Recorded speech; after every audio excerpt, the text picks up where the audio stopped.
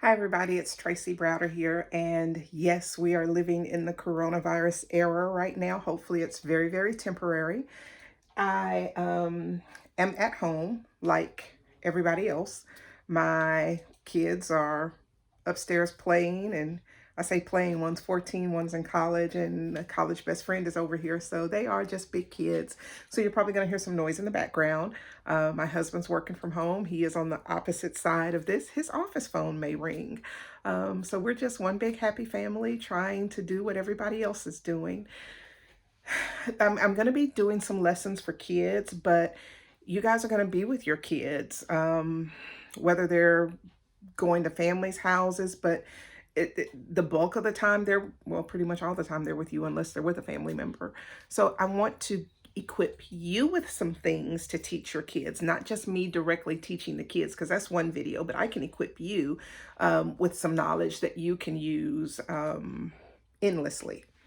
So the first video I recorded was teaching the proper pronunciation of the sounds that letters make. So we're going to take that same information and now we're going to blend words. If you have magnetic letters at home, that is the perfect way to have kids manipulate letters and sounds to start building words. So for instance, you don't have to tiptoe, honey. He's like, you called me out. So with letters and sounds, if I had A, T, and C, I'm going to ask a kiddo to look at these letters. And the first thing we're going to do is talk about the sounds that each letter makes. A, T, K. Do it again. A. Got to find it. A, T, K.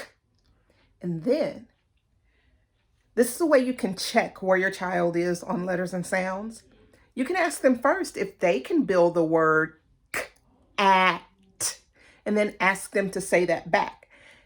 And next, after they go k, at, what word is that?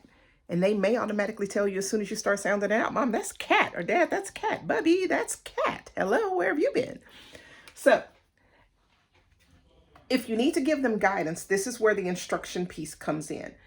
So we're going to call, let's use my son, Donovan. Find the letter that makes the k, k sound, except I wouldn't point to it for him. Find the letter that makes the k, k sound. As the kid is studying the letters, you say the sound a few times so they can keep hearing while they're searching. K, k, k. Now, again, pretend these are magnetic letters. So Donovan, pull down the letter that makes the k sound. What letter is that? We'll say C.